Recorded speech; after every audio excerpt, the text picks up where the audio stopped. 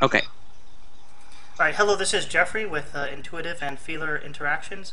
I'm here with, and forgive me if I mispronounce this, is it Justinius or is it Eustinus? Is that your username? Yes, Iustinus. It's actually my Latin name that I Oh, okay. made. Cool, okay. So it's going to be a little bit short, this video, or actually not short, maybe just shorter for my kind of video, which tends to go on forever. Let me ask you, what are you hoping to get out of this interaction, or do you have specific questions you'd like to ask? I'd really like to explore the INFJ-INFP dynamic. I know, just setting up the video, I've been pretty typical INFP, and you've been pretty typical INFJ. So I would really love to explore that dynamic because I have a lot of friends who are INFJs, and I'd love to get into your heads, but you are confusing people. Okay, sure. Well, what questions do you have? If I could answer, if you had some specific question that you think would help you get in there, that I could answer, I would be happy to answer that. Hmm. Why are INFJs so inconsistent? And by that I mean one day I feel like they're your friend, and one day I feel like they're not. In terms of how much time they want to spend with you, or do you think, or is it something else that you're getting at? Like, Time, yes. okay, okay. Sometimes they'll greet me very happily, the one I'm thinking of. Another time he'll be really cranky and just want to kill me. Okay. Um, I'll try to answer that. Because INFPs and ENFJs are both feeling dominant, judging dominant types, which means uh, Hmm. the consistency is going to be in the amount of control they exert. With INFPs would be the amount of control over themselves. With Right. ENFJs, it's more outward focus. It's more on how people treat each other. So the social rules. Right. With INFJ, not ENFJ. I'm sorry. What's that? You're saying ENFJ. It's INFJ. That was the Right, right. No, I know. okay. I was just starting with that. Okay. Okay. INFJs and ENFPs are both perceiving dominant types, which means the consistency in us more has to do with how we think about things, our ideas. Some people call them models. I guess Um, I don't know that I feel like that's exactly right on, but the, that's where the consistency is, and the feeling part is second. And so there, I think you're right in that there's an inconsistency in sort of when we feel like pulled toward people by FE. We'll go out and sometimes we'll overexert ourselves, and Mhm. then we pull away to recharge. And you're right that it can be infuriating to others, I suppose, and to us too, because we'd like to be more consistent in that area, I think. But um, it is kind of a, if you think of, do you know what a sine wave is? I'm sure you probably do.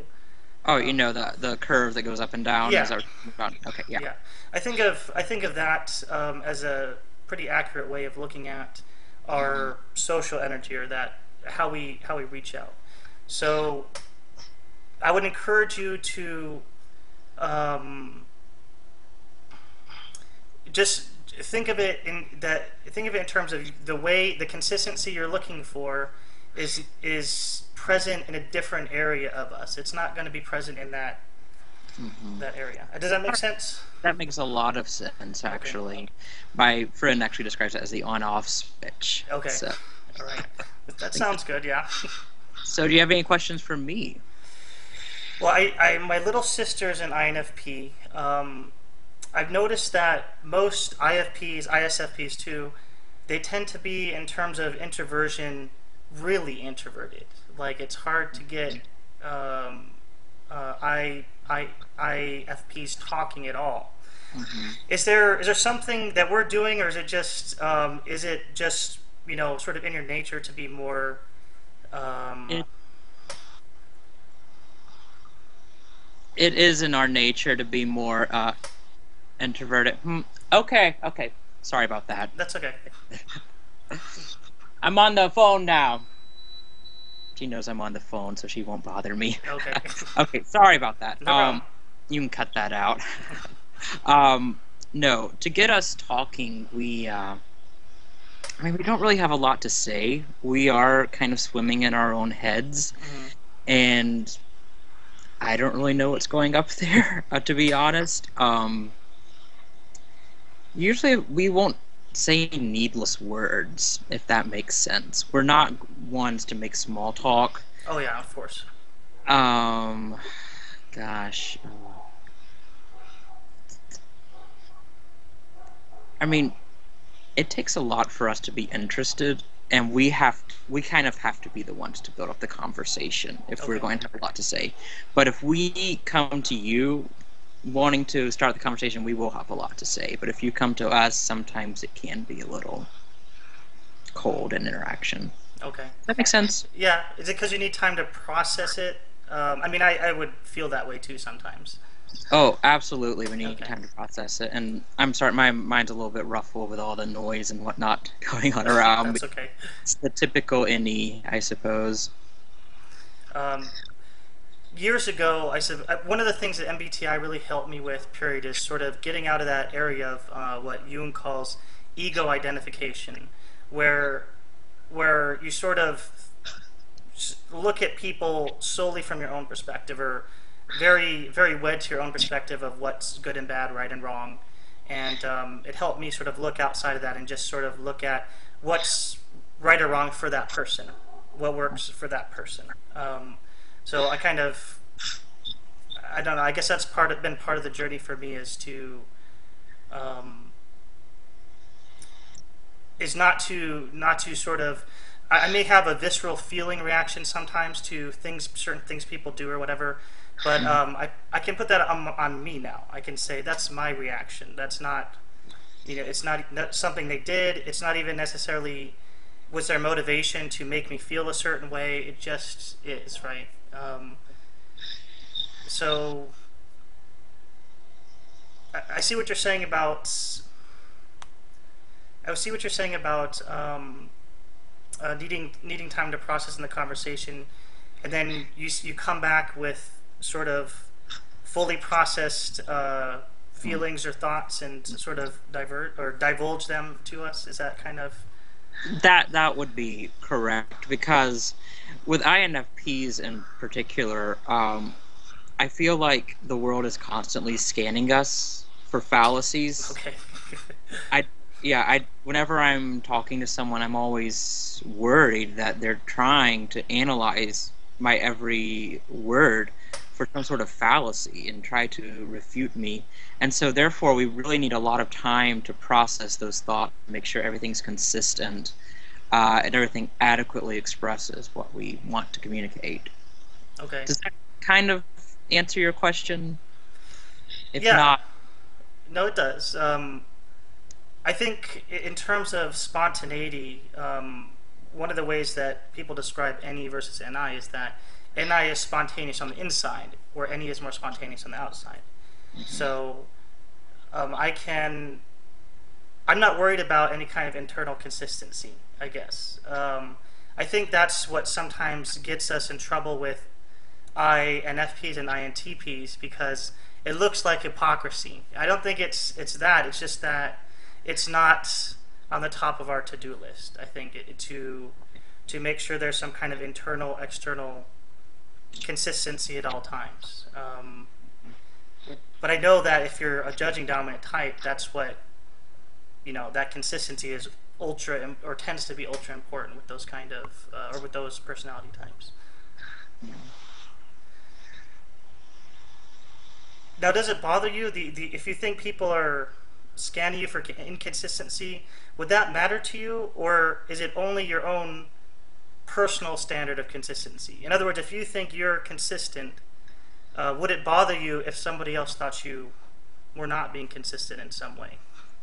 well, I'm always worried that I'm being inconsistent, and yes, it would bother me if they thought I was being inconsistent, mostly because I take that offensively.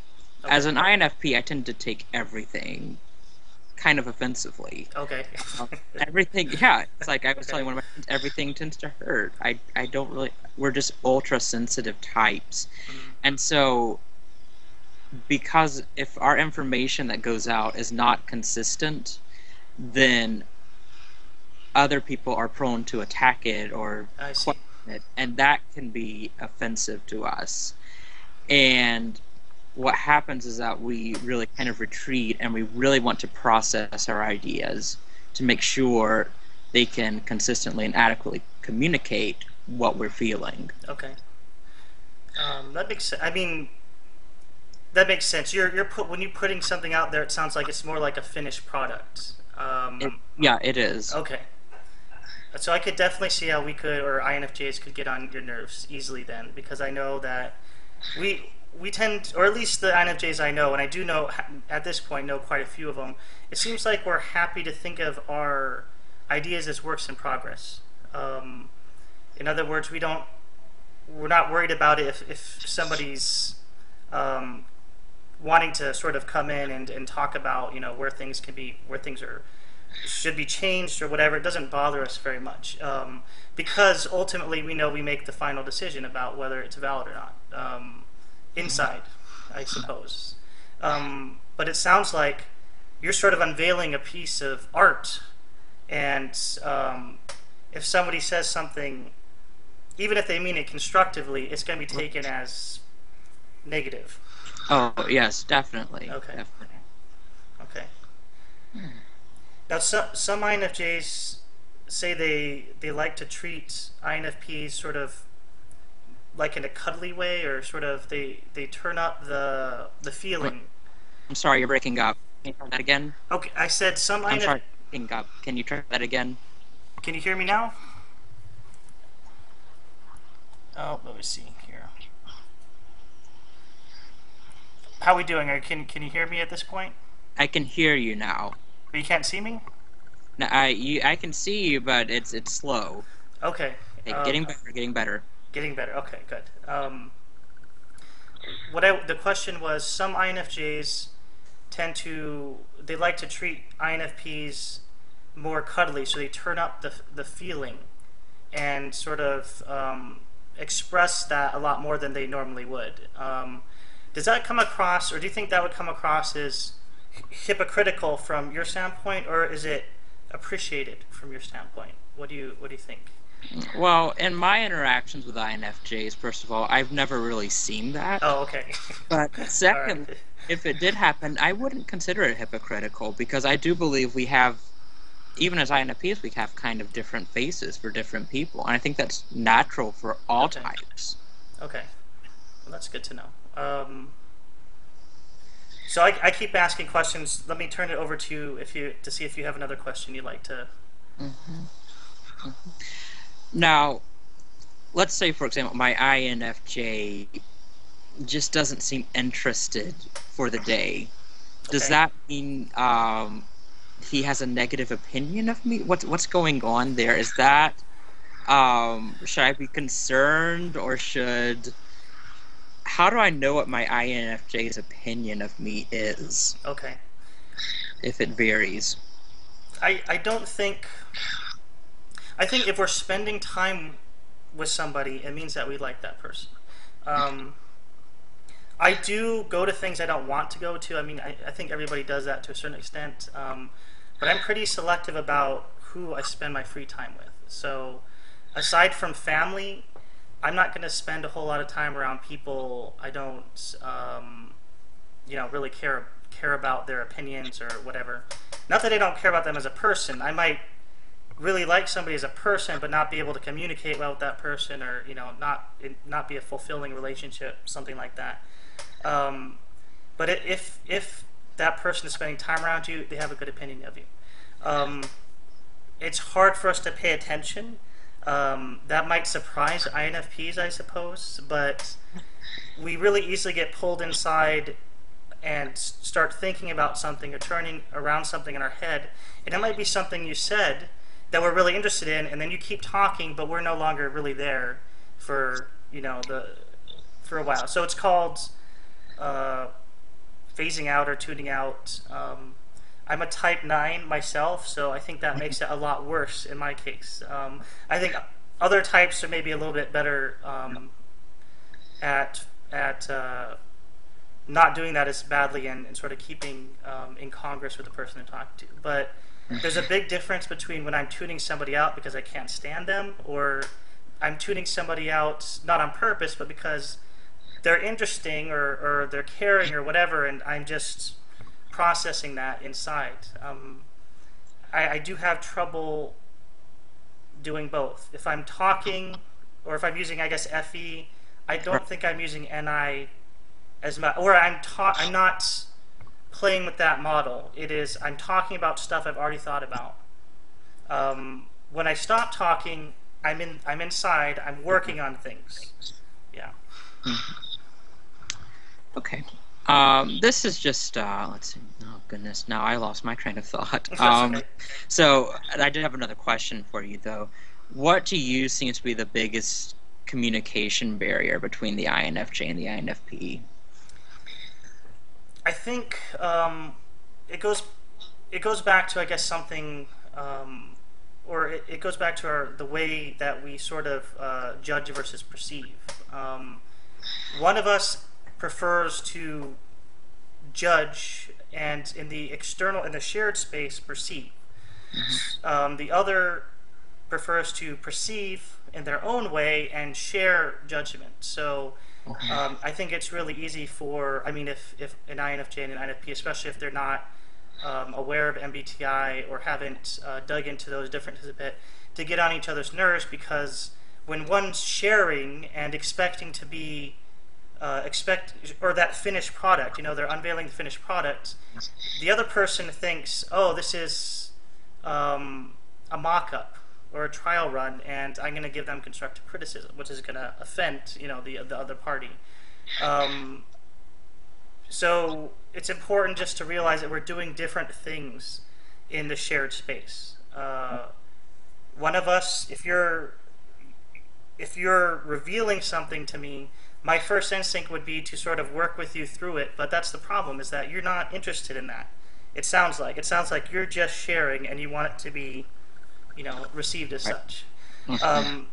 So in understanding that, that helps me go against my instinct, and because I realize that from your perspective, it's just like, here's this work of art, and what do you think, and what you're asking is, or is just to share it, perceive it in your own way, whatever. But the time for criticism is over.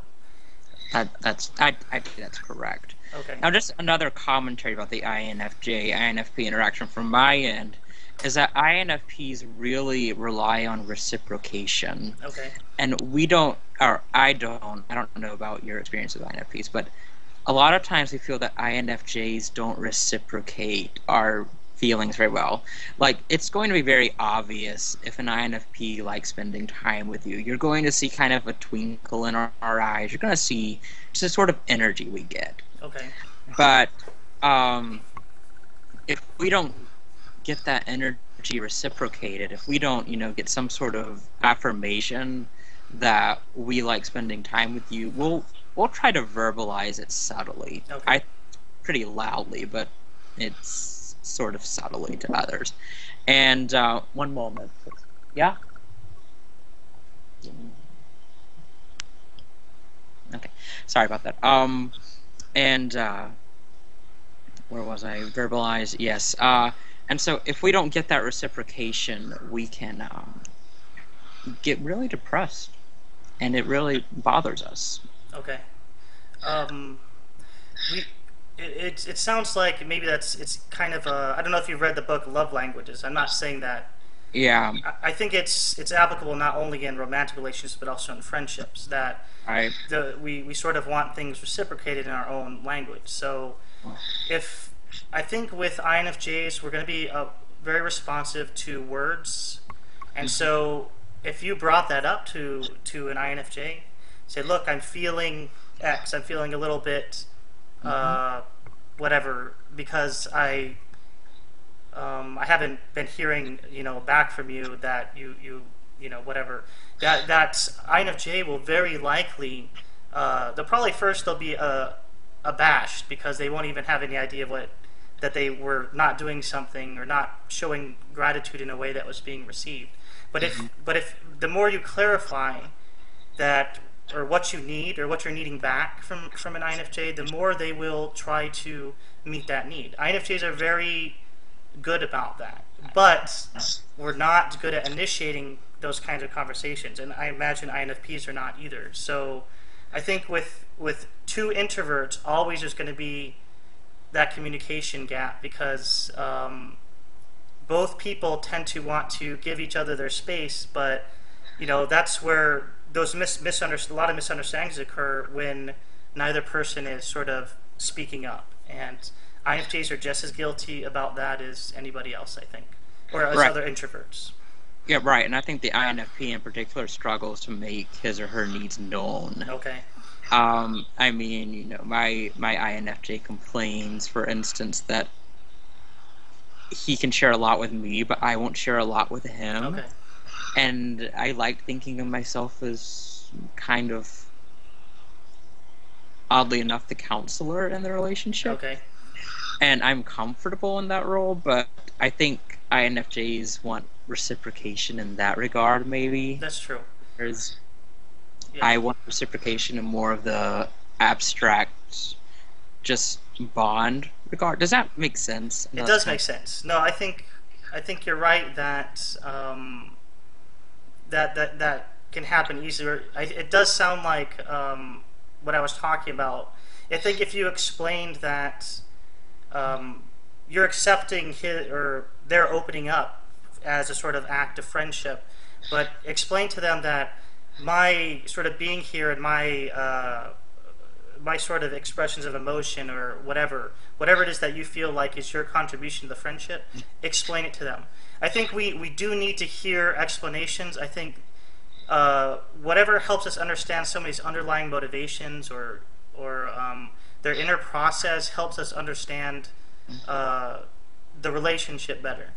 So if it sounds to me like your INFJ friend is not reading or not giving you sort of full credit for your contribution to the friendship, and it's not your fault. I think it's just they're wanting you to open up in the same way that they've opened up, but try to explain that you are opening up. It's just in a different way. It's not in a way that INFJs naturally see. If I ever verbalize, for instance, that I care about someone, outside the family or friendship, that is serious opening up in the INFP's part. I mean, that is hardcore. You're getting to the core of the INFP. Right. I have about 3 more minutes left. Okay. I want to open the ground to any final questions you might have. And maybe we can do this again, make a part 2, because this was short and a little full of distractions. Okay. When I get back to the apartment in February, it'll be a lot more quiet and more conducive to a meeting like this. But any final questions for me? Let's see. On I think Personality Cafe, definitely INFPs and INFJs, especially it seems like the more green they are to the forum, the more they tend to get into little scuffles. What advice would you give to either parties, INFPs or INFJs? Let's say, actually, what advice would you give to INFJs in terms of how to think of the writing that an INFP does on the forum, on Personality Cafe? How should an INFJ regard it? How should they respond to it? Okay, so how should an INFJ... Okay, first of all, and let me know if any of this is not answering your question. Okay, first of all, you have to be extremely selective in your word choice. Okay. For instance, I recently got an email that said explicitly, "I cannot do something," and that's what the other person wrote. Okay. I know you want to do this, but you cannot do it. And granted, I shouldn't have done that thing. I should not have booked that train without someone beside me. Which was the email. Okay. But he said cannot versus should not. Right. And I take that as a diminishing of my abilities, my capability. I feel restrained when you say that.